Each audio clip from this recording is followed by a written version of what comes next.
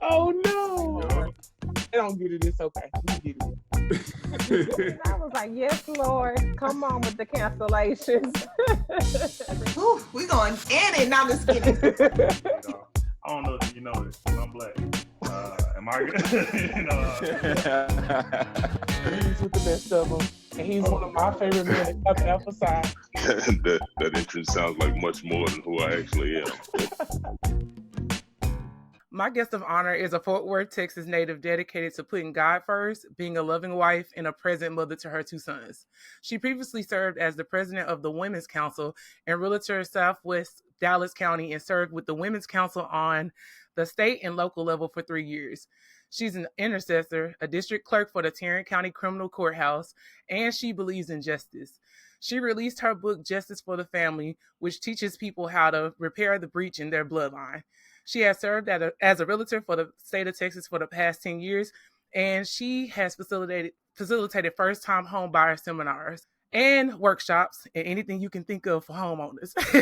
She has helped over 50 families become homeowners. Now she's preparing to launch her real estate podcast that will teach you all about real estate and a membership that will help prepare first-time home buyers. She's on a mission to teach others how to keep God first through her business and book, Faithful Keys to Ownership. Today, my guest of honor is Tyniqua Miller-Lee. How you doing, sis? I am doing good. Thank you for sprucing that up. Well, you've done a lot, first of all. You've done a lot, and it's still going to keep piling up, and that's the good thing about it. We want that. Yes. Amen to that. Like I said, it's God, give God the glory, because I be doing so much stuff, I don't even realize what I'm doing until y'all make me sit down and acknowledge it. Yeah, and then he'll call us to do a million things, and you be like, so God, you're not gonna let me finish the first 3 things that you asked me to do, because I'm trying to finish up them first 3 so I can get to the next 6. But he'd be like, nah, go. But yeah. Well, as we talked about a little bit earlier, like the theme of this season is thinking long game, right? So I want anybody that listens to this episode to be able to trace your footsteps in the sand. So can you tell me a little bit about your background and your upbringing a little bit? Yes. So, well, we go back to my upbringing and stuff. I was raised up in a 2-parent household. My parents have been with each other since they were 13 and 14 years old. So they have been with each other for over 40 years. They've been with each other for over 40 years. And they were teenage parents. So they had my older sister when they were 16 years old. And they've been married for 30, I'll be 38 this year. They'll be married for 30 December. And I have 2, yes. I know I call them dinosaurs, but because you don't find too many people that's been with each other that long and that's been married that long. So they call them dinosaurs. But yeah, so I have 2 sisters. I got an older sister and I have a younger sister. And so I've always been the one amongst my sisters that they call me Mother Hen. My nickname in my family is Mother Hen. So they call mother all the kids, which is like my nieces and nephews, as you know. So so everybody come to me for everything. And they also call me the one that got the mini hats. They wear the mini hats. So they say that I wear everything. They call me the man on, I don't know if you ever seen the I Love Lucy episode where Lucy went to that man, like everything she needed, he put a hat on. I love that. So my sister said, that's who I am. Like, everything we need, that's who you are. So, like, just to say that tells you they support me in like anything that, I'm doing, because they know that it's probably God is telling me to do, and it's another hat that I done put on my head. So you kind of summed up what I do. So my background is basically in, I have a bachelor's in communication studies with a minor in business administration. And I also have a paralegal certification. So my background comes in human resources. I worked in human resources for probably about probably 5 or 6 years. And then I transitioned over to real estate, and I done did social work. So I done worked for the state. I done worked for the Health and Human Services Commission office. I've also worked for the federal government with Small Business Administration, and so I That's done worked great. there. No, And I also, I'm you shaking know, my head because it's amazing because it connects. But go ahead. everything connects. So yeah, it all connects. I don't work there, Small Business Administration. I've been a realtor for over 10 years now, and now I'm working for the courthouse as a district county clerk for the Tim Curry Criminal Justice Center. So I've been working there for it'll be a year in June. We'll probably get a little bit more to God have me go into the legal field. But right now, We definitely going there. yeah, so right now it's stuff that's where I'm at. I have with my business, as you said, with Faithful Keys to Ownership. That was something that God gave to me back in 2018. What kind of give me? Let me go back and give how He put me in real estate. So I was actually in grad school to get my MBA in Human Resources Management back in 2013. And I remember my mom coming to me because I originally, when I was in high school, this was my goal. I had my life planned out, as you already know how I was in high school. So I had my life planned out. I knew that I was going to go to college. I was going to meet my husband in college, and then I was going to go to college for real estate. I was going to meet my husband. He was going to be majoring in real estate too. We was going to be two real estate developers. We was going to be in the United States and probably international as well. We was gonna get married right after we graduated from college. We was gonna have twins. It was gonna be a girl and a boy because I don't like pain, and I just didn't want to have to raise two different kids in two different age groups. So I was just like, I was gonna raise them just right there, be done with it, they graduate together, all that. So, and that was gonna be my life. That's what I wrote out. That's how my life was gonna look. And I was That's just cute. bits and pieces. Jesus said that's cute. It didn't necessarily work out that way. Bits and pieces happened, but not in that order. So I definitely did have my son after I graduated from high school, but I was not married. And that's to my husband now, but at the time, anywho, so I had my son with him, and so I had just graduated from college when I had my oldest son. So he'll be 12 next month. And then let's see, when he was 2 years old, I ended up changing. Yeah, I was in college. I went to UNT, and then I transferred over to UTA. When I went to UTA, my junior year is when the market had crashed. I was majoring in real estate. The market crashed, and so I was like, I'm definitely not fit to graduate with no real estate degree and don't have no job. So I switched my major to communication studies. And so, because I was like, I'm just gonna pursue an HR. Pursuing HR. And so after I graduated, that's what I did in HR. And I had ended up signing up for grad school to do my MBA in Human Resources Management. And I remember when my son was 2, like in I think it was in December 2013, my mom had came to me. She was like, Ty, when you gonna go back and get your real estate license? And I was like, real estate license? Man, I'm in grad school trying to get my trying to get my MBA. And she was like, I'm not talking about right now. I'm just saying, like, do you ever have plans to go back and take your real estate license? And I was like, well, I said, yeah, maybe later. It ain't something that's on my mind. Like right now, I'm focused on this MBA. I'm trying to just focus on human resources. She was like, oh, okay. So then here come January 2014. I'm in church. Like this is before like I became active in church. I was that member in church that just came and was, come in like a little bit after church had started, sit way back, be the first one out. That's who I was. So That's real. Yeah, that's who I was. So I was in church. I was sitting in the back, minding my own business, like what I normally do every Sunday. And my pastor was preaching. And I remember he was preaching stuff. Then he walked down the aisle and he came directly to me. So this is before my pastor knew who I was. So he came directly to me and he was like, I got a word for you. And I was like, And so it's like a word. Because at this time I had I think I had one word prior before he gave me a word. I had a word. It was a guest pastor that had gave me a word at the church, and that was when Damari was 6 months old. And then we had like the conferences, so it was like an evening service. I had went with Damari, and I remember that pastor coming down, the guest pastor coming down off of the altar, and he was like, I got a word, the Lord got a word for you. So he was like, y'all need to come and get the baby out of arms. And I was like, what?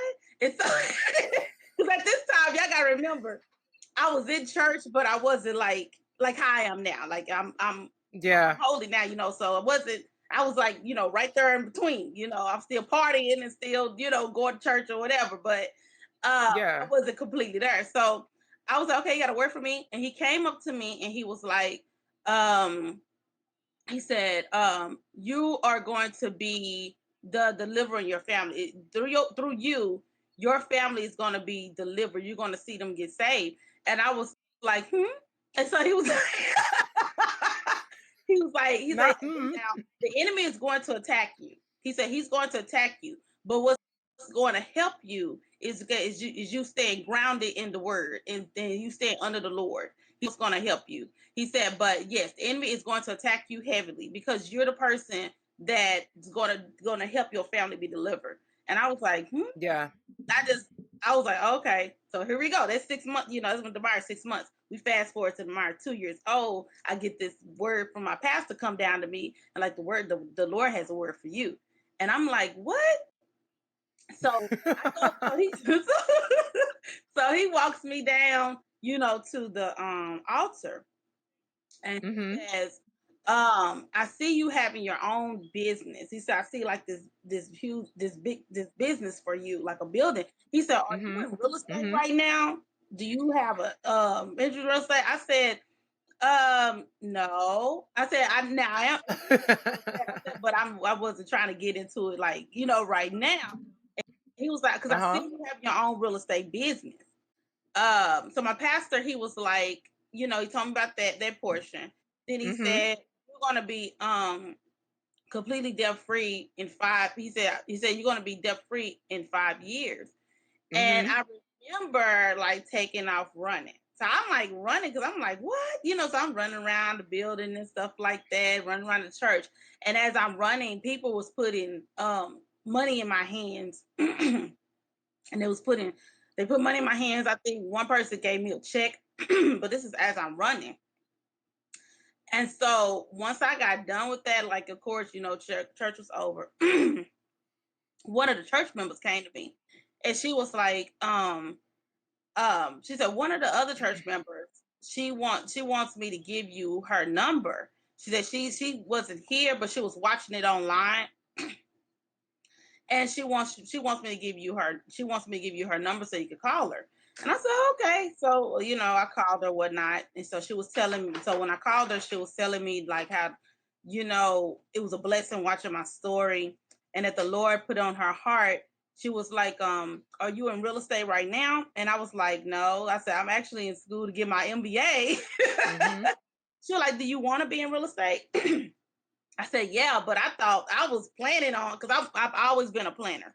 So I was planning on, but this is kind of tell you how God interrupt my life and all my plans. So I was always a planner, but I'm gonna do stuff in order. So I was planning on, getting my MBA and then going back later and trying to get my real estate license. But it was like, do you want to get in real estate? I said, well, I don't think at this point it's my decision.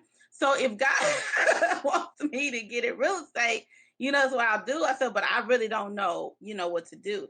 So she was like, well, the Lord put it on my heart for me to pay for you to go to school. I also pay for your, she said, I'll pay for you to go to school and your fingerprinting and all of that. She said, but I just need for you to choose what you want to do. Do you want to go online? Do you want to go in person? And I said, all this stuff kind of like hit me today. I don't know which one I want to do. I said, so I will, she said, okay, I'm going to give you a day. She said, and you just figure out which one you want to do. Call me back, let me know, and I'll pay for it. I said, okay. Wow. Can I stop you real quick? I just want to say this. That we've been saying this a lot this past week. Like, your part is literally just showing up and saying yes. And that lady literally just told you I just want you to choose which one you want. Yes. Like when it comes to God, that's how simple it can be. Very. And so I just had to say that real quick. I'm like, showing up and saying yes is all it really take a lot of times when it comes to our God. You know what I'm saying? Like the only real God. But yeah, I just had to say that. That was crazy. That's crazy. I didn't even know that, and I've known you this whole time, and I didn't even know that. Yep. Wow. Okay. Yep. So Proceed. that's the story on how, because some people, they get in real estate because they want to get in it for money or for other things. But I tell people all the time, God placed me in real estate. It wasn't a choice for me. He called me into it. My destiny was trying to do something else, and he reached out. Now remember, like this is the thing about God, and I hope I'm not going off track. But this is the you do whatever you need. God with purpose, with your purpose. He says that I knew you while you was being formed in your mother's womb. So God already knew he wanted me to be in real estate. That was my original goal, was to be in real estate. But because the market crashed, I altered the destination and I shifted it to something else and got into human resources. God shifted it back first through my mother, because it said it's one that plants the seed, another water, God give the increase. My mother planted the seed because she just randomly one day just like, when you gonna go back and get your real estate license? And that wasn't I don't even random. know where that came from. It wasn't random though. Yeah, that was the Lord speaking through her. So she was like, when you gonna go back? And I'm like, huh? My mama, the Mary 2 years old. I'm just like, well, at the time he was 2, he was 1, because he was gonna turn 2 in 2014. So at the time he was 1. And so I was like, how go back to school? You know what I'm saying? I said, so she was like, well, you ain't gotta do it right now. Just whenever you get done, just letting you know. I said, okay. So then my pastor he watered it by telling me, like, this is what the Lord has shown me, and this is what I do. God gave the increase through the church member who's now my friend. She's now one of my close friends, but at the time I didn't know who she was. But he gave the increase through her because she was like, I'll pay for it. So I knew then, like, would God have you to be in your purpose and align with your purpose, he's going to provide for it. Why? Because he's Jehovah Jireh, the God that provides. Like you said, he only needs your yes. He's going to figure out the rest. It's not for you to figure it out. It's for him to figure it out. Your only responsibility is for you to say yes to his will. And as you say yes to his will, he's going to provide everything else for you. Yeah, for sure. You definitely have to do that. You got to say yes first. Yes. So, but going back to this, so she told me to, let her know. So at the time I was working a full-time job. I had a 1-year-old about to be 2. And I was in school. So I'm like, Lord, how am I do this? And I was on the dean list. Okay. So I'm just like, I said, how am I leave? Like how am I leave? I said, how am I leave? I said, I'm one of the top students. Like, what? I mean, I don't understand what's going on. In your own strength. Girl, in my own strength. And he told me to leave. And I remember he told me to leave. And I remember that I left. I had I think I contacted my admissions, told them I was going to be withdrawn from school. I chose what was best for me at the time was to go online and do my real estate online. Now you got to remember, this was 10 years ago. So this is before dual career was even like realtors having dual career, which means both being a realtor and having a regular job. This is before that was even existed. A lot of brokers did not support that. You either had to be a full-time realtor or you couldn't. So I ended up being like because the first brokerage that I started off with was Keller Williams. So I ended up being a part of their first. But I believe they were the first company that had started the dual career at that time. And then other companies, once they started seeing it work for them, they started doing it too. Okay. But I believe at that time they was the only ones that had offered that program, because I was in the first group that they had first started with the dual career. Because I told God, I was like, well, I'm gonna do this. You got to, help me. So I ended up being in dual career class program where I could be a realtor and have my full-time job. But before I became that, I had did my class. I took my classes online, and so it was like self-paced. And so my friend at the time, she was my church member, she paid for it, and I think I started the class like in February, and I finished probably probably around April, May. I took my test. Now the thing about you taking your real estate test is that it takes you I mean, like each time that you take it, you have to pay. So if you don't pass it that first time and you got to take it again, you have to pay for it. Okay. You only get 3 times to take it. If you fail all 3 times and stuff, then you have to wait, I think, a year or 2 before you can take the real estate exam again. Okay. So I failed the test the first 2 times. Mm. And I remember like the testing site was by because I stayed in an apartment. So it was like literally from my apartment. So it was really convenient. And it was by my apartment. And I had, like, you got to take both the state and the national test. So I kept passing the national test, but the state test, I'll miss it by 1 point, Wow. 2 points. And I'm like, man. And I remember my daddy, because I was like, I was so nervous. I was like, I do not want to take this third test, because if I fail it, I gotta wait like a year or 2. And I was like, Lord, you done call me into this. Like, how I can fail this? Like, it don't make any sense. And so I remember talking to my daddy, and my daddy was like, I know that you're gonna pass it. And it probably was the Lord talking through him, because someone was talking like that. But he's like, I know you're gonna pass it this third time. He said, so what I'm gonna do is I'm gonna pay for your next test. And I want you to choose a different location. Yeah. He said, choose another location. I'm gonna pay for your next test. I said, okay. So I went on there and I chose it was a location that was in was it Waco? It was somewhere far. I think it was Waco. Yeah. I think it was Waco. Yeah, I think it was Waco, because it was somewhere far. So I chose because the next one, because they all the ones that was in Fort Worth and stuff, it was going to be like later on that year. Mm-hmm. So the one that was nearer was the one that's in Waco. And so I had my dad paid for that. And so I had took the other 2 exams like in June or July. So this one, I took this one in September. Mm-hmm. And so he drove me down there. Mm. He drove me to Waco. Like, I studied real hard for that test. He drove me to Waco. And I went in there, and I remember after I took that test, that woman said, you have passed both exams.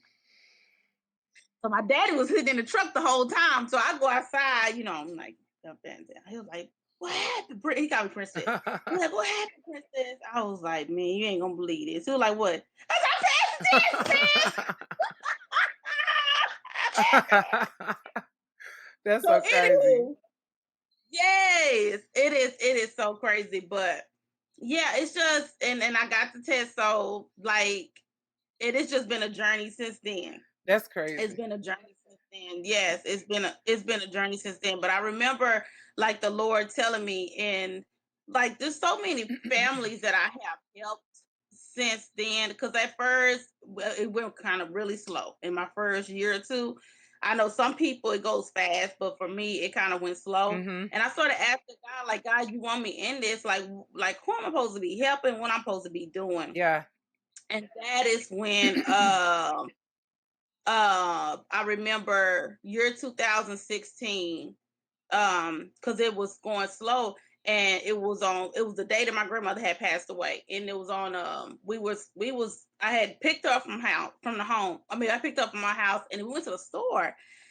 And I was like, Granny, she was like, what? And I said, Granny, I'm thinking about, stepping down from real estate, like taking a break.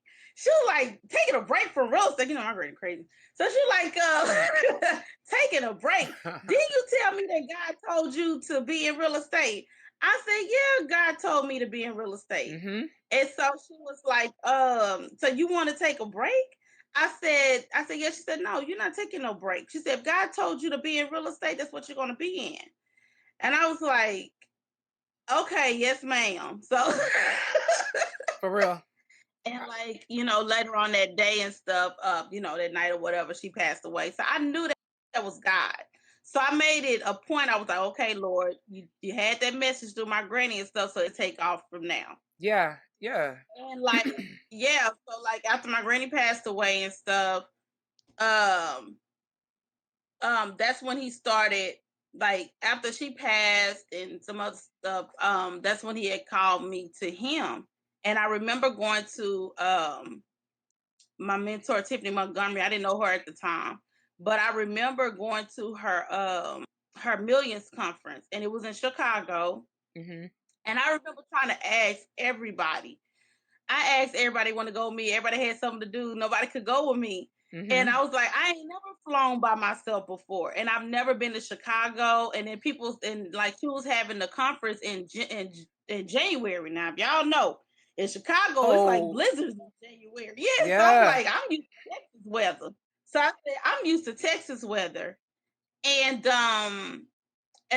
I was like, God, you gonna have to, you gonna have to be with me because I don't know what I'm doing. Mm-hmm. And I remember I went to, what happened?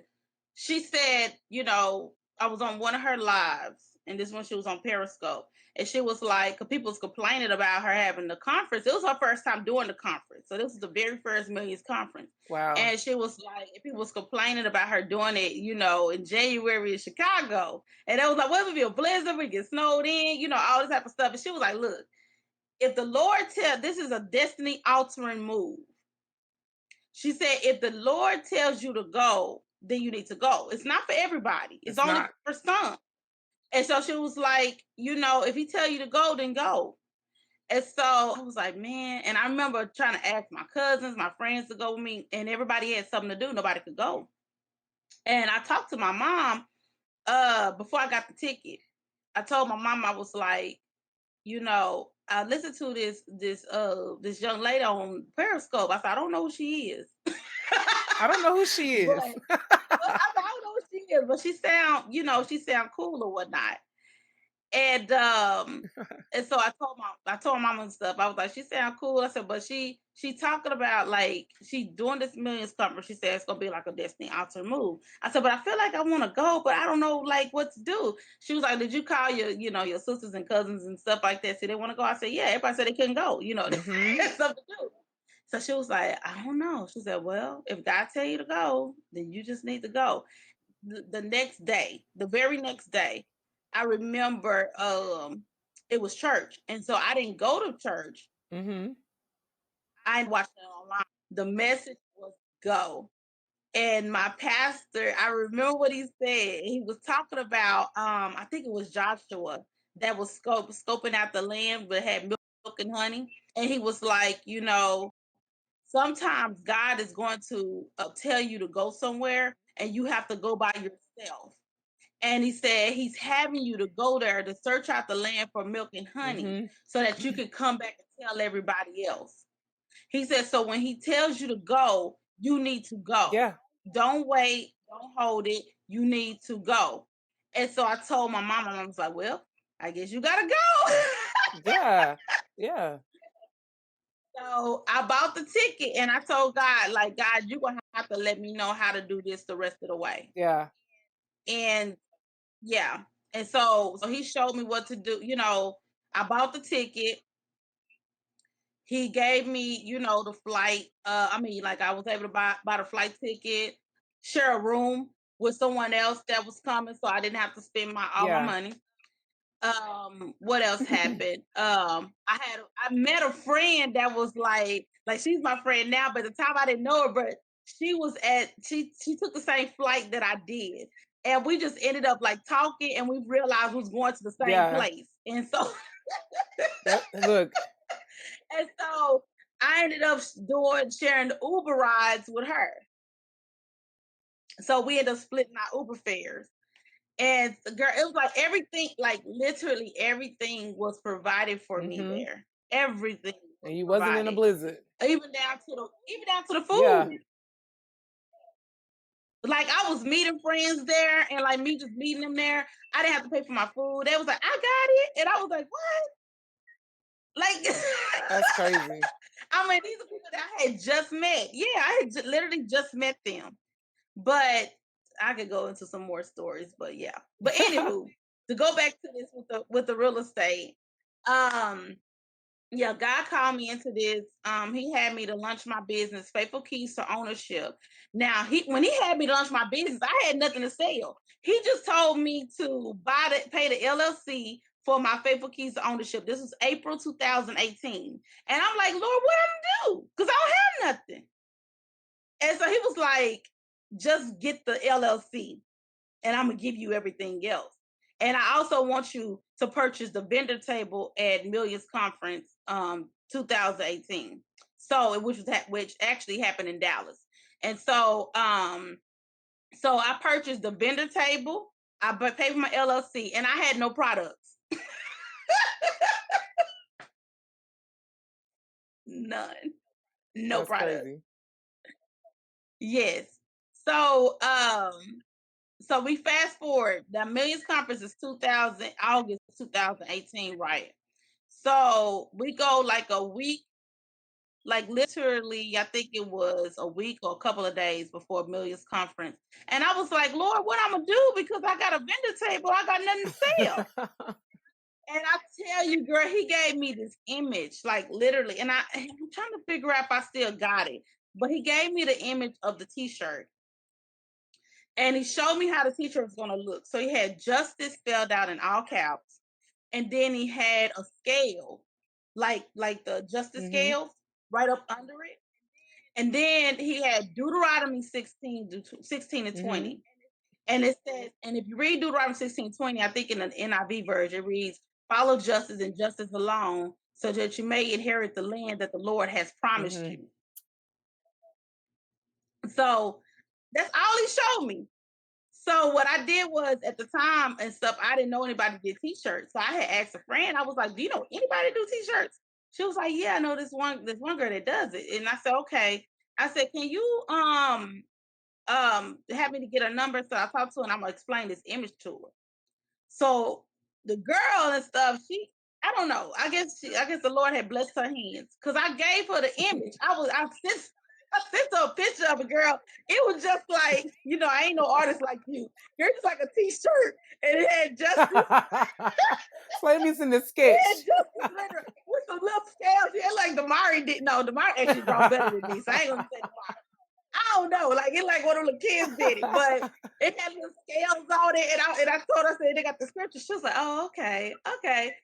And I didn't know how it was gonna look, right? I just told her, like, she was like, what you want it to be? I said, I don't know, I guess black and gold, black and yellow, whatever. She was like, okay, child. I picked up, so remember, I don't know how this gonna look. I'm just telling her what I saw. And so she was like, okay, I got you. When I go and pick up the shirts to do for the vendor table, girl, tell me why she done put some glitter, like gold glitter, on the justice. And she was like, yeah, I wanted to spruce it up. I don't know if you like it with this. I said, girl, if that thing ain't bad right there. And so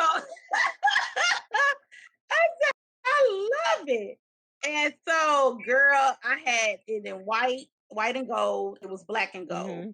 And so I think I brought like, oh shoot, I think I brought like 50 shirts, like 25 white, 25 black. And so then after that, I asked God, I was like, well, what I'm gonna do, like, what else you want me to do? So he told me he wanted me to write the book, Faithful Keys to Ownership. I wrote that book in 24 hours. This is what because I was like, I don't know what to write. He was like, you know what to write? You do. And he told me, he was like, because Faithful Keys to Ownership is about helping a person transition from renting to ownership by teaching them biblical principles. Yeah. And so he was like, you know what to do. And he said, it's 4 keys. And I'm like, what's the 4 keys? Identity, seed, access, and belief. And I'm like, I'm telling you, I wrote that book in like, man, it probably was less than 24 hours. I want to say I wrote that book in an hour. That's because it was a download. I want to say it was like an hour, because I had played worship music. I played worship music, and I just sat there, and I was like, Lord, what you want me to say? And I literally said it. I closed the door in my room, sat in that room, and I just wrote that entire book out. Yeah, because it was like 3 days before. It was 3 days before the conference. And I went to Office Depot and printed them bad boys out. Yeah. I had probably about 20 of them, 20 books. And I remember I was like, well, I want to, and I don't know if you've seen the picture and stuff that I have. I have it on Facebook or whatever, but the picture. Because I was like, how am I gonna let this table look? Because everybody else, a lot of people at the dinner table, they have like the little signs and stuff. I'm like, mine's like simple dimple, it just I ain't got nobody signs, nothing like that. I ain't got no, custom made what you call those signs and custom made billboards, and I don't got none of this. I got a regular old table, got my t-shirts. I had like a vase with some flowers in it. Mhm. And I remember God telling me to buy. I was looking for something for justice. I went on Amazon looking for something for justice, and I ended up finding the Archangel Michael, Mhm. where he was holding the scales of justice, and it was like these twins. And I was like, I love that. So I ordered that, got that to put that on the table. I went to Michael's and I found this house. It was like this little house, and like you could turn the light on and stuff. So I bought that. So that was my props for my table. Was Archangel Michael and the Justice Scales with the twins, and then the little house on the side with the little lighthouse, and a vase with flowers. Wow. And I had on one side, I had my Justice t-shirts. On the other side, I had my favorite keys to ownership books. And do you know that, like, this is the introduction of God with the legal system? Because everybody was like, well, why are you so, adamant about justice? And I like, well, my family has experienced a lot of injustice, especially like with like lost inheritance, stolen inheritance, Yeah. withheld inheritance, talking about like land and anything like that.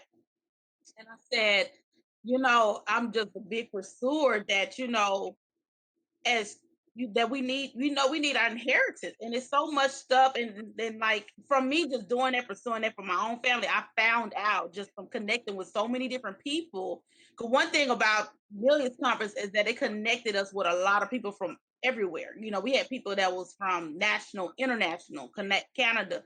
And I was able to connect so many people. When I told them my story, they had similar stories. Yeah. So I was like, okay, so this thing is bigger than me with this justice thing. And then just having the justice for that. And then like some things and stuff that happened with my own family as well that God had me to pursue. And so I remember when I was at Millions Conference and I was selling, I didn't know, I honestly didn't think nobody was gonna come and buy my stuff. Do you know when I told them about the favorite keys ownership books, everybody started buying them books. And then the people that was buying my justice shirts were like lawyers, those that was in law school, those that were trying to get into law school, or those that was having like some type of injustice in their family. And they said that just stood out to them. The conference was for I think 3 days. Yeah, 'cause I did VIP. So it was 3 days for me. So it was actually 2 days and then VIP. So those 2 days, girl, I sold out in 2 days. And I sold out so much, like people was ordering, like I had to create a landline, what you call it, a landing page. Yeah. So people was ordering it because it had sold out. They was coming to my table and was like, "Where's the shirts? Where's you the one that sell the justice shirts?" I said, "Yeah, it's sold out." It was like, "Can I just pre-order it? I'll send you the money right now." I'm like, "Where am I at?" Because you coming to a girl that have never sold anything, what I'm saying, other than houses. But like products and stuff, I never did that. I was just trying to do what God told me to do. Mhm. And so I still was taking orders while I was there. Like it had sold out in those 2 days, Mhm. and I still was taking orders. And I had to mail people their orders. But yeah, so with my justice shirts, I've been having my friends tell me because I stopped selling them. So they been telling me, God started selling the justice shirts and the hoodies. And they've been telling me, Ty, you need to go back to selling them again. It's I said, coming all back right. because look at what you're doing already. Like I'm gonna say this real quick too, sis. Like there are so many interesting things that stand out to me about what you just told me. Like how important your community is and like them being obedient to God, like saying what God is needing them to say in that moment. And then the fact that your dad said, I need you to choose a different location is very significant because you were literally about to be moved to a different location. Everything that was about this section of your life was you transitioning to different spaces and being uncomfortable and having to make sure you persisted through whatever the barriers were. Because the preacher already told you, you're going to be attacked. So there was going to be barriers that you have to go through, but it's the fact that he gave your village and your community, he empowered them to help you and like show you different pathways to do the things that he's asking you to do. I think that's extremely powerful. And a lot of people don't see it that way. They'll be like, I'm struggling. It must not be God. Like, no, you're struggling. And if it is God, and he's trying to strengthen you a little bit, get you ready for what's to come. Because he's not going to say yes to everything. He's going to say yes to the things that he set you off to do. But it's going to still have turbulence. Yeah. There's still going to be some turbulence because you do live in this world. Yeah. So I think that it's amazing that throughout the whole part of that story, of your story, it shows that you had failure, you had triumph, you had people to support you, you had moments where you were scared and didn't know what you was doing. And the one thing you kept saying is, God, you're going to have to tell me what to do because I don't know what I'm doing. That statement alone, and you said it multiple times. So you're relying on God's power to help you through. And before you was relying on Ty's plan. Yeah. It was Ty's plan, and this is how it's going to be. I have surrendered Ty's plans a long time ago. People tell me what I'm doing. I said, child, y'all better ask Jesus. Right. Because he'll have you doing one thing 1 minute, next minute it's the whole. It's the best though. It's the best though to me because it's stressful. Even down to my marriage. My marriage is not my plan. It's done though. It is done. It's done, but it was not my plan. Yeah. At all. I had a plan. I was gonna be married to an African prince. That's a side note. But hey, he said you're gonna get this prince that I gave you. No. My marriage is not a plan. My kids, I got my kids, but they my kids are 11 years apart, y'all. 11 years. Okay, that's just sum it up right there. That's all right. But it's okay. Yeah, it's okay. It's gonna be what it's gonna be. But I think that it'll be good for you to go ahead and go into like your passion for justice even more because it's like this is where it sparks. But tell us like how what you're doing now it's making this thing come full circle because he was already giving you God winks throughout all this time, but now you're full fledged in justice now. So tell us a little bit about where you are right now. Okay, let me try to tell y'all a little bit about the real estate and then how that goes into the justice. Okay, so with the justice, so going back to me doing the vendor table, because that's what got introduction to it, right? And I told y'all attorneys was buying shirts, and then people was in law school, and those that were considering going to law school, and they was like, your shirt, your table is speaking to me. This is confirmation. I was like, oh, okay. And then but I remember it was two particular attorneys, and one of them I am that I'm good friends with today. She actually is the one that's helping me on my process of, getting into law school. But it was two attorneys that had came to my table, and this was so God to me. Like they both came there to buy a shirt, and they came at the same time. And I remember I was talking to one of them. I was talking to both of them, and one of them was like, we was all talking together in a circle. Because they was like, I just can't believe that. Like, what made you do the justice shirt? You in the legal? I said no. They said you going to law school? I said no. They was like, I don't know. This is something God told me, and I just did it. And they was like, oh my God. They said like this confirmation. And one of the girls was like, yeah. She said, because I've been trying so hard to get into this law firm. I've been applying, doing everything to get over here to this law thing. And she said, like, nobody can get, contact with me. And we was like, okay, so where you live at? She like, I think she said she stayed in Maryland. And so the other one was like, oh, I haven't watched DC. She said, I work for the U.S. Department of Justice. And so she was like, that. And she said something else. And so the girl was like, so you work for them? This is the girl in Maryland that was crying and stuff. She was like, yeah, I work for them. And so she was like, that's the one I've been trying to apply to and get in. I just can't never get in contact with nobody. She was like, oh, you can't? She said, okay, here's my information right now. Once you get back home, make sure you call me. Lord, we be out here making life hard. I'm just standing right here at my table, just looking. It's the Don't know overflow what- effect. It's the overflow effect. You doing what you're Girl. supposed to. You never realize how much like your obedience is attached to someone else's promise. So you have to, Yes. whenever God tells you to do something, just do it. Yes.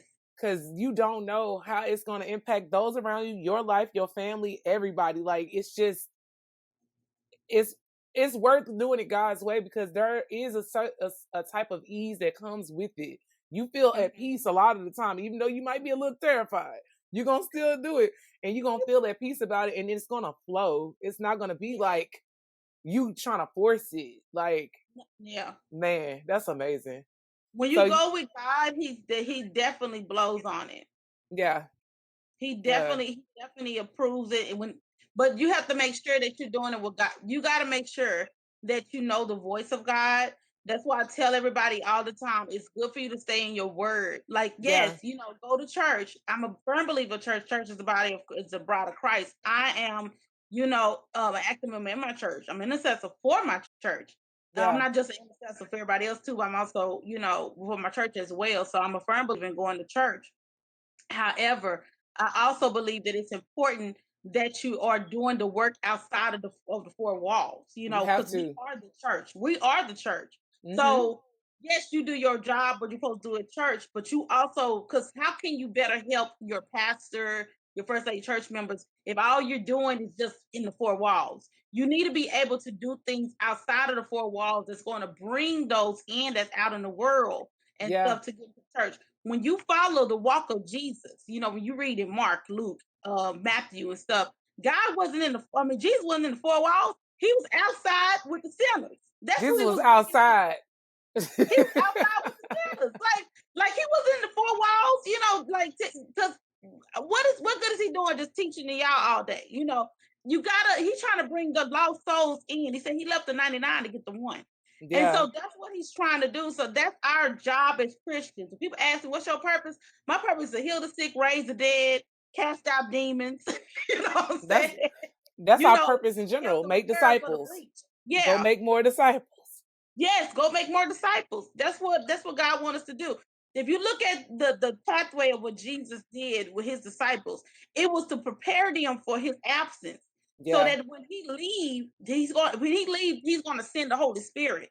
And it's going to be through the Holy Spirit that's going to guide you so that you can go out and make more disciples. That's what we're supposed to be doing. We're supposed to be making more disciples. But how can you make more disciples if you don't know the word? You need to know what your purpose is. So going back to then what you told me to do.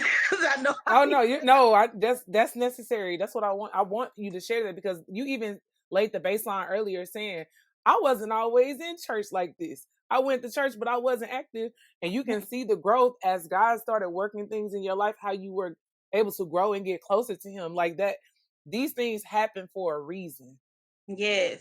It would be easy to say somebody that was in church, working in church, could do all these things. That would be easy to say. Yes.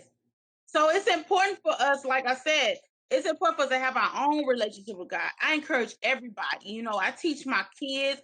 and my kids include my nieces and nephews, all of them. I teach them to have a good relationship with God. Yes, ain't I praise. Yes, ain't I know the Lord. I can pray the heavens down. I teach y'all the word. But what good am I? What have I done on this earth if I know everything and I've helped so many people, but I can't help my own kids? There you go. So my thing is that I'm going to teach y'all how I'm gonna give y'all the opportunity on something that I didn't get the opportunity of. I didn't start learning this stuff till I was a fully grown woman.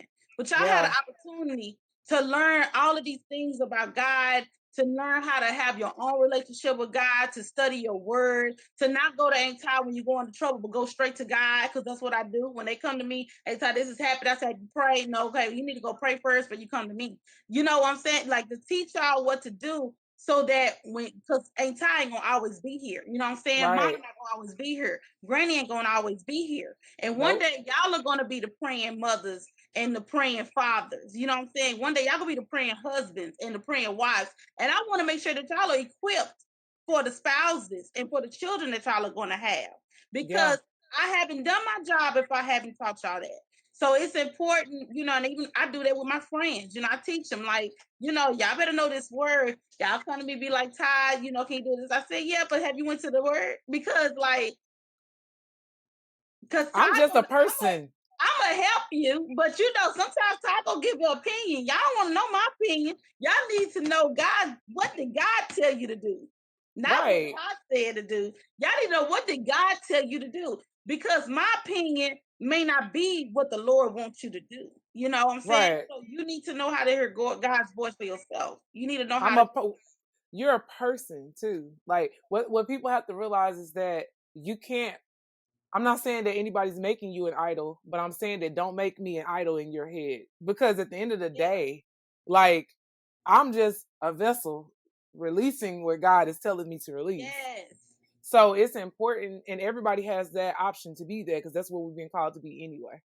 Mm-hmm. So it's important for everybody to read the word for themselves, get an understanding for yourself, because you can read the same verse and get a different understanding of it than I get from it. Yeah. So yeah, I think I'm happy that you refer them right on back. Down on back. Read that yourself. Yes. Yes, Yeah. and they have me, and some of them have been over time, and they have thanked me. They're like, I really appreciate and it does that, because I'm like, look, I'm a realist, and I'm also God's child, and I understand how God moves. And sometimes, God have people in your life for a reason, a season, a lifetime. I said, you may be my lifetime friend. You may be my friend. You may be my reason friend. I don't know. I don't know until God shows it to me. But I need to make sure that I'm doing my due diligence to you as a friend and as a child of God, because I don't know how long we're going to be this close. You know what I'm saying? Yeah. So if you continuously relying on me to help you and stuff, but you're not doing the work for yourself, and you're not learning how to hear God for yourself, what you going to do if God removes me? If he say that my season with you have ended, so what are you going to do then? Are you going to revert back? Or be lost. Or are you going to latch on somebody else? You need to know how to do this. You need to know God for yourself. You need to know. And you also need to be delivered from people, but that's a whole nother thing. But going back to justice. So with the fullness of that was one of the introductions with that happened with them. And so I thought that was interesting. Another thing with the real estate, my God showed me my purpose in that was some of the people that stood out to me. I remember I had a family friend that I had sold a house to, and she at the time she was like me, like we both were single parents. She was working paycheck to paycheck, and her father ended up passing away. And when her father passed away, he left her all this money, and she didn't even know that he had all this money, because he lived a very simple life. I mean, he lived a simple Good job, life. Daddy. He had all this money, like he had like all these insurance policies. He had money that he had in his house. He had money in the bank, and he left all this over to her. She was able to buy a house and pay it in cash, and she was also able to buy her a car and pay it in cash and have some extra money. Wow. And so no, I think at the time, no, she was single mother at the time that she ended up getting married. But anywho, but she but just that was one thing that stuck out to me, because I was like God can change your life around like overnight like that. That was something that's interesting to me. Another one was I had this young lady I had met through a business partner that I was working with. It was my business partner friend, and she had invited me to this event. And I ended up meeting her friend. At the time, her friend wasn't working, but she had just stopped working, but she wanted to be a homeowner. So she was trying to get back into working and stuff like that. And she needed me to help her with the steps for her to be able to be a homeowner. So I stayed, in contact with her, touch base with her probably like every 2 months, 2 or 3 months. And this happened for a course of over a year or two, I think. And I just always, just touch bases, because as a real realtor, that's what we do. You build a relationship. You're not just seeing them as a client. You build a relationship, building a state of trust. Because mainly a lot of and this is key points to those that want to get in real estate. How you going to build up your business is not by leads. You can't, like, that's part of it, but it's mainly by referrals. And referrals is from those that you have helped, that you're in the process of helping, and they're gonna be referring out your business. That's how you build up your business, is through referrals, and your referrals come from your reputation. So it's important on how you treat your clients before, like, while they're renters going into the process, to when they're ready to buy, to after they have bought the home, how you treat them, because they're going to refer you out to their family friends. My motto is that for every person that you're in contact with, you probably got five or six referrals.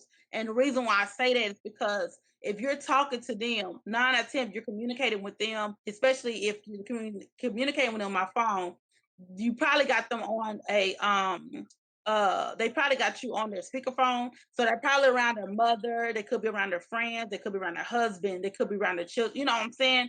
And with them being around them, they're listening to the conversations that y'all are having, you know what I'm saying? So and then they're going to refer you out to their business and stuff like that. So anywho, that's real though. Maintaining relationships. Yes. So the relationship thing is good. So yeah. That's what happened with me and this young lady. She ended up getting the job back into her career field. It was a different job, but it was still in her career field. So, which means that she was eligible, even though she was at the job for like, I think 3 to 6 months, she was eligible for a loan because it was still in the same career field as her last job. So if you're still in the same field, they can combine it. If it's in a different field, that's when you have to wait. But if it's in the same field, then they can kind of combine it. Because her last field, she was in there for some years. And so I think she ended up getting laid off or something, but she ended up getting another job.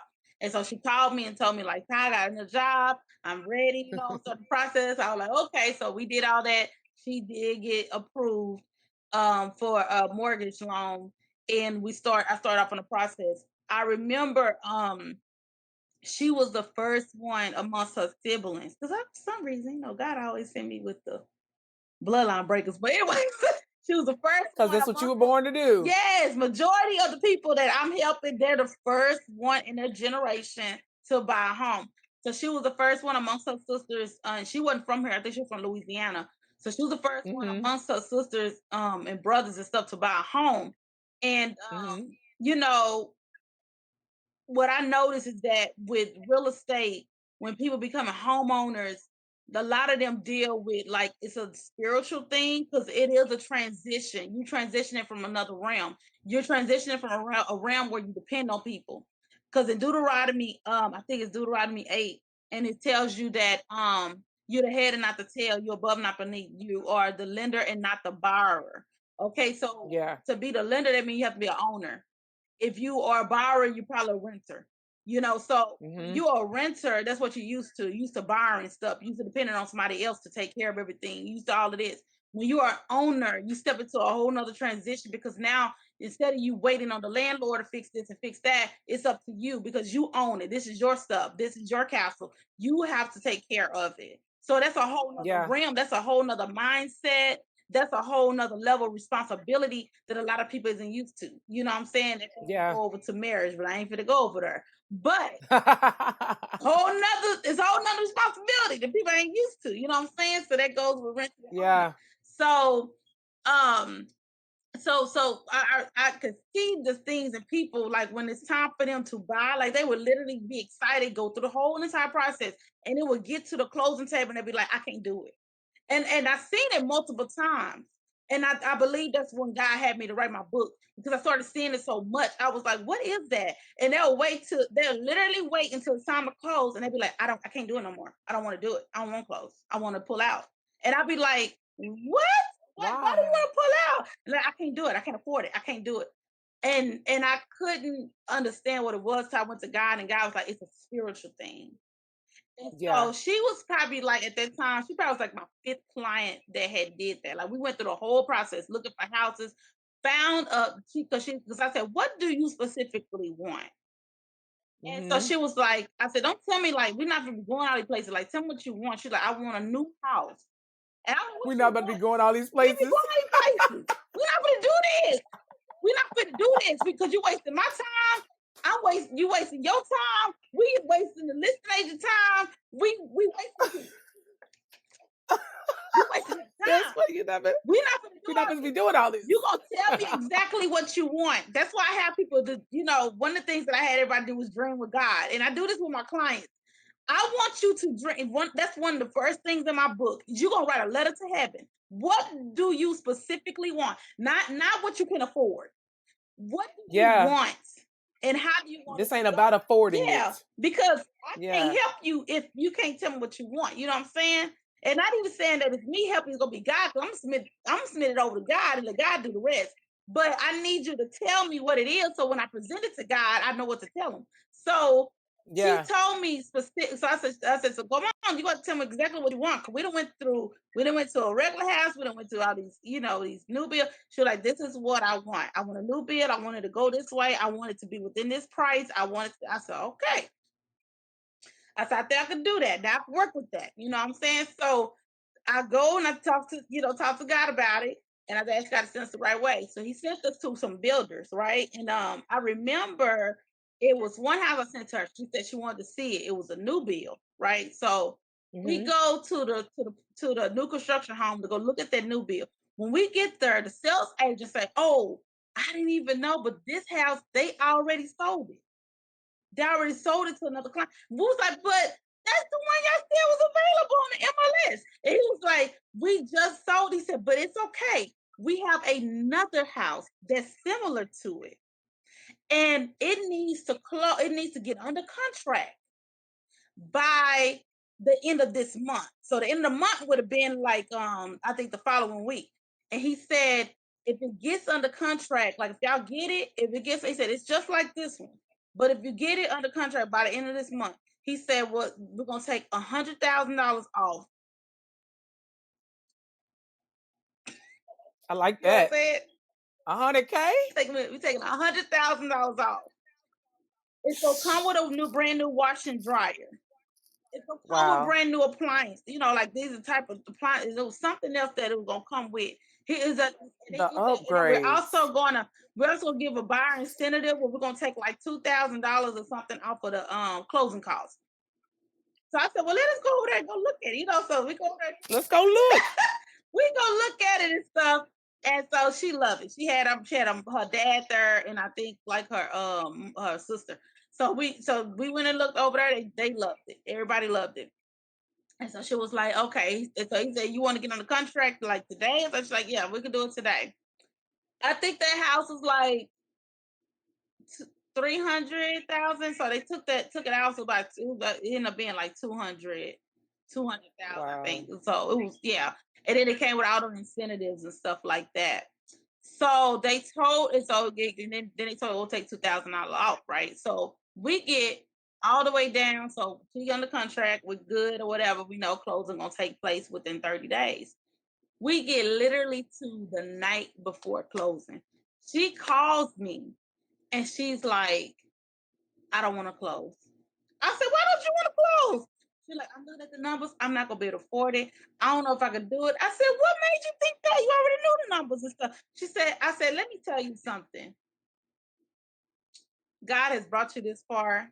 Like, you cannot just leave right now. And I ain't saying this because of a paycheck. This is bigger than right. This ain't even, the paycheck is not even close to the amount of what God is about to try to do for you and your family. I said, so you need to, she was like, I don't know, I'm just going. I said, okay, think about it and pray. And I'm going to get back with you tomorrow. She was like, okay.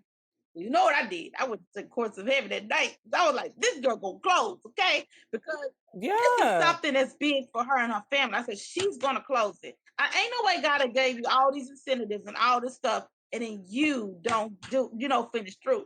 So we did that. She goes over to the very next day. It's storming. So this is way I'm for work this way in But anywho, so we go. I'm like, I had called her and I said, are you on your way to the you're at the title? She's like, I'm at the title company. I'm here. I said, all right then. That's what I'm talking about. I said, because girl, I was driving my faith. So anyway, so she said she was there. So okay, so I was on my way to the title company, And when we get there and stuff, like I had my little gift, because I do like little gift bags. So I had my little gift thing for in the car. And so when I got there, they was like, yeah, we go to the closing table, you know, to sign off on everything. When we get to the closing table, tell me why they took an additional, I think like $1,000 off her closing costs. So, cause she was like, I just talked to y'all and y'all told me that I need to do this. And they was like, yeah, but we found something else and stuff. So they took like an additional $1,000 off her closing costs. So she didn't even have to pay as much as what she thought she was gonna pay. Like, oh my God. And so after they closed, you know, she got a key stuff. We went outside and talked. And I said, do you see like what the Lord did? And so it was a journal I had got her, and the journal I got it had the scripture on it. And she said that was the scripture that she had read that morning. I want to say it was Matthew 7, but she said that was the scripture that she had read. She was like, "Oh my God, I literally just read that this morning." I said, "Did you?" I said, "Cause God." I said, because I grabbed this journal when I'm making your basket. I said, and I thought about you when I seen it. She was like, I literally just read that this morning. And she said, oh my God. I said, yeah. I said, see, you was worried about the money.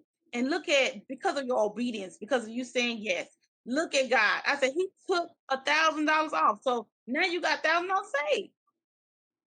And she was like, you know, I couldn't do this without you. So those one of my good ones. And then my other one, you know, was about my friend that my church member friend. I had been working with her for like 2 years on her becoming a homeowner. And yeah, I worked for her for 2 years for her becoming a homeowner and stuff. And she went through my workshop class and she followed the stuff I told her about building her credit. And but yeah, with her home ownership journey, after she became it was a fight for her too. And after she became a homeowner, her daughter, her oldest daughter, and her daughter's husband, they closed on their house, I think like a month later. And then like two months after that, her oldest sister closed on her house after that. So like it was like a legacy of ownership that happened right after that. So this is why I understand why God had to put me in it, because it's so much bigger than a person. People don't understand, like you changing, like you are literally changing you're changing the destiny of your bloodline and bringing those whatever that was breached is being repaired through you when you open up that door to ownership. Now whoever that was having a hard time with ownership in that bloodline, now the doors open it up for them, would make it easy, you know. Man. But yeah, so because it's exposure. But yeah, going back to law. So with the law thing, you know, God got me into getting into law school. You know, God told me to start getting into the justice field. So I told you about that. He told me to go back to school. So I went back to school to get my paralegal. That was in 2020. So I got my paralegal. He paid for that. That was supernatural how that happened. I got my paralegal probably in less than a year. I think it was like 10 months. And I graduated summa cum laude. But I got that, and he told me to go back to school to get to law school, and I was, but I ended up, you know, having my second son and getting married, so I had to put a hold to that. And like he brought it back up to me about going into law school. So probably like last year is when he brought it back up to me. And and so I'll say, okay, Lord, if I do this, you got to pay for it. You got to help me because I don't know what I'm doing. And so he reconnected me back to my friend, the one I told you I met at the Millions Conference that worked for the U.S. Department of Justice. He reconnected me back to her. She connected me to her friend that has her own business. Her whole business is about, she's not a realtor, she's an attorney. And she's also a magistrate. She's also a commissioner. And she also ran for mayor. So I was like, is she on her home business that teaches you about the process of the application process, which I'm actually in the class right now. And so like that whole process on what God is doing with that has been like mind blowing, on like just fee waivers, me being approved for fee waiver. I thought I had to pay for things and I didn't have to pay for it. I'm approved for it. I am, you know, just on the process. Like I asked God specifically for schools that'll work with me being a working professional, because I didn't want to have to leave my job to work full time. He connected me to a school right now that I'm interested in that start in the spring, and they do online, and they are certified because like the little I'm also a part of an academy at my job that they offer for the prosecutor side to tell you about the process of from a person getting arrested to them having to go to court in the case. So it's open to citizens. It's open up to the public. But a lot of us that work for the county actually takes it, and I took it so that I could learn about. Like I know some stuff from being a clerk, but I get to learn the full thing on how it works on the prosecutor end. And I had one of the professors. He was able to I mean, one of the teachers, which is like an attorney. So they have attorneys that come in there, investigators come in there and teach. And so one of the attorneys and stuff, he went to the school that I'm interested in applying to. And so they actually offer an online program, full online JD program. And I just have to go, like, I think in person once a year. And I got to do the orientation in person for a week. But other than that, and I'm in the timeline on getting everything done. So I done registered for my LSAT. I done did all of this. So yeah, so like, yeah, it's just, I mean, like, it just no comes words. soon. Oh yeah, y'all, I got my own podcast too for real estate. Thank you, Trina, for helping me. So I'm Oh, no problem. Yeah, we gotta definitely talk about that podcast. Tell them about the podcast. yeah, please. yeah. So the podcast is something that God told me to do about 3 years ago, and now I'm being obedient and doing it. So right now I'm in the midst of recording and doing interviews. We haven't launched it yet, but we will be launching it soon. I'm thinking my timeline was April, but I'm gonna see if we're gonna do April, May. Because I'm still trying to get everything balanced and everything in. So it's between April and May. Will be released. It's called Faithful Keys to Ownership. The series for this season is going to be titled Supernatural Home Ownership. And so I got like many guests. I got people in the real estate field that's going to be guests. I have some of my clients that's going to be giving their testimonies that's going to be guests on the show. And I also have some of my friends and stuff that have supernatural home ownership experiences and like therapists, counseling, how to manage your money. Because these are things that you need to know. Y'all probably like counseling. Yes, we're gonna You need it. We all need it. Jesus and a therapist. We need both. You need both of them. You need Jesus and a therapist. Okay. So yeah, especially Jesus with and home a ownership, and you don't know nothing about home ownership. You need a therapist. You gonna need some counseling. You gotta let go of that I can't own things. Gotta let that go. You gotta let that go. Yeah. You gotta let that go. So that's gonna be, I'm excited about it. And so I thank Trina so much for helping me with the process because I don't be knowing nothing. I ask God, send people that know to help me, and He helped me send me Trina to help me in this area. So thank you for that, sis. And then no so problem. I got that. I got my home ownership box that I want to be doing soon, and that's gonna come with a membership. Because I honestly believe it takes you about a good 6 months to a year to actually be fully prepared for home ownership. And so I've been doing this for a while. So now God been talking to me about doing this membership. And so so I'm working on that, and I'm gonna be give y'all more information about that. I do want to say this though. I think it's very interesting how whenever God gives us a purpose, it's usually the same purpose just in different sectors. So it's amazing how He's giving you He started you off with your family. They told you, the preachers told you what you were going to be doing. Then you went into real estate and you've been helping people to establish their homes and getting them their mindset right for that. Now you're in the legal area where you're going to get even better in that space as you learn, and you'll be able to help them correct in that sense as well. We already know we get the most injustice when it comes to legal. So you'll be able to go help correct the bloodline in that sense as well. And like just understanding what your purpose is, I think that's amazing. Like it's a lot of work, it's a lot of dedication, it's a lot of time that you've dedicated to doing the work for God. And I think that it should be applauded. Like a lot of people want the blessings, they want these types of stories, but they don't put in the type of work that's required to be an open vessel. So I'm extremely proud of you and very happy to know you. I'm proud to know you. And I'm glad that you came on here and shared your story because this is inspiring for real, because people feel like it's nothing. Like they feel like they should be able to just wake up and it happens. I'm like, You got to You say do. yes somewhere. And you got to be prepared to do the work because faith without works is dead. So you Yeah. got to be prepared to actually do the work. Absolutely. And it doesn't necessarily mean the work will be toiling. Because like when I tell people all the time, when you work Yeah. with God, it comes with ease. I remember one conference I went to, the speaker said that it was called Rich, and the thing was Rich in Recession. And she said the acronym for rich is resting in Christ's hands. That's Yeah. what you're doing when you partner with heaven. You're resting in Christ's hands because you ain't got to figure it out. It's not your responsibility to figure it out. It's your responsibility to say yes. And then it's God's responsibility to make sure that everything else happens along the way. He's going to provide for Yep. you. And I think that's a big key.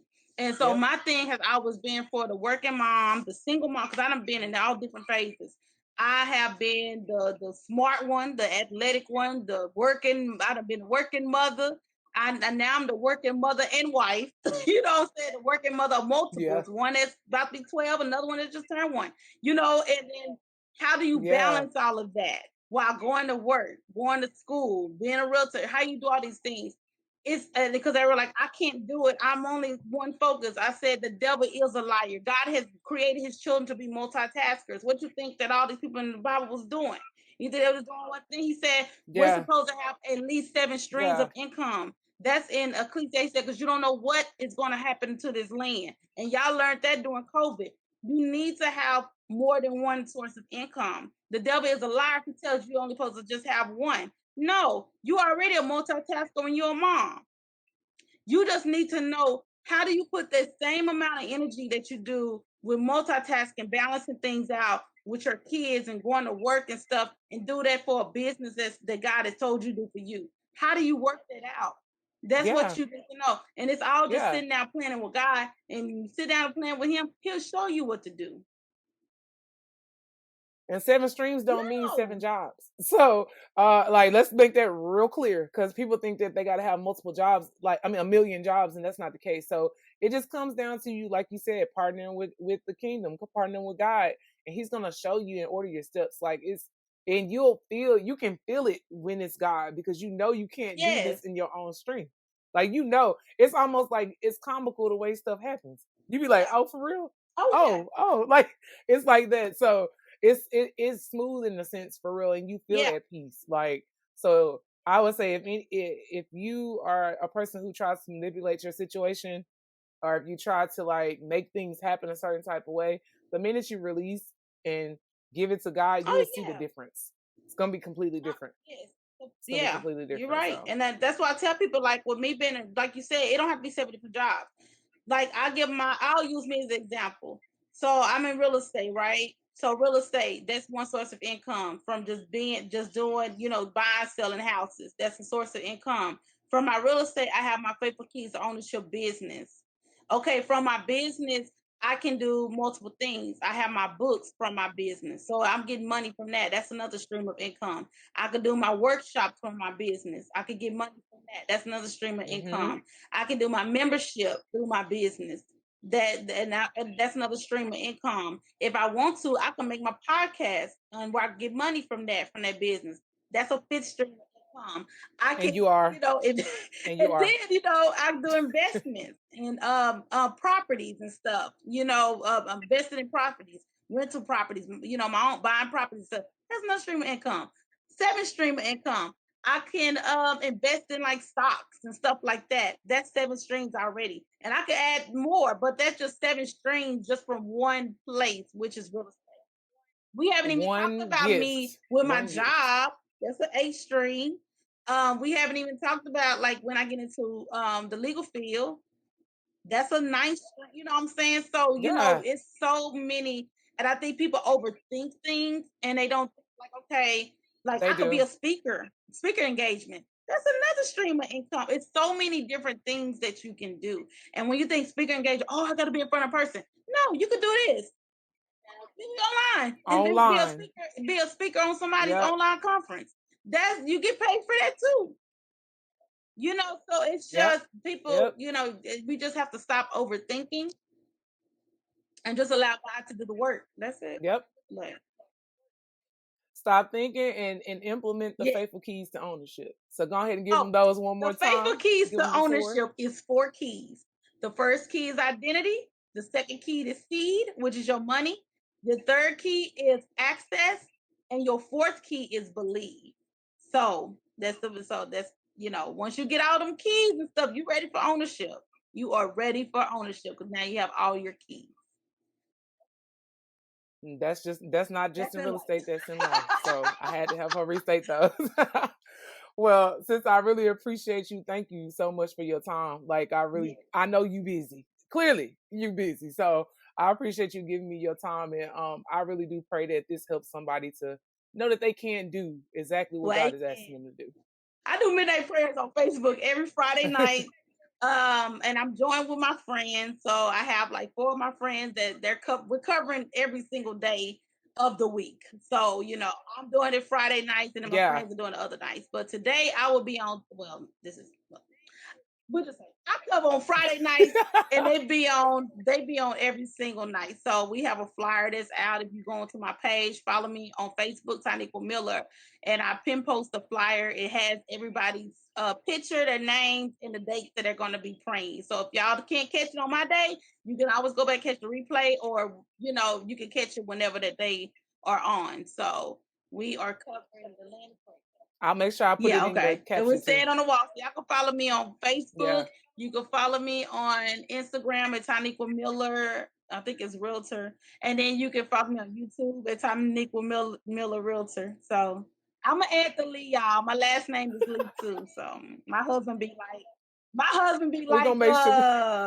your last name is Lee. I said, it is. It is definitely Lee. It is, but everything got Miller on it, so we'll get it together. All my we'll get it business together, stuff is hustle. with Miller. I haven't went to changing everything. Yeah, Got to work with that. Right we now, can't change that over. We're just not gonna, yet. We're gonna let it go on and go. You know what I'm saying? So but right now, I'll just hyphen it, and we'll just put Lee. I'll let everybody know because he was like, "Ma'am, you're not a Miller no more." I was like, "Hey." My bad, bruh. My bad. So that's so funny. That's too funny. But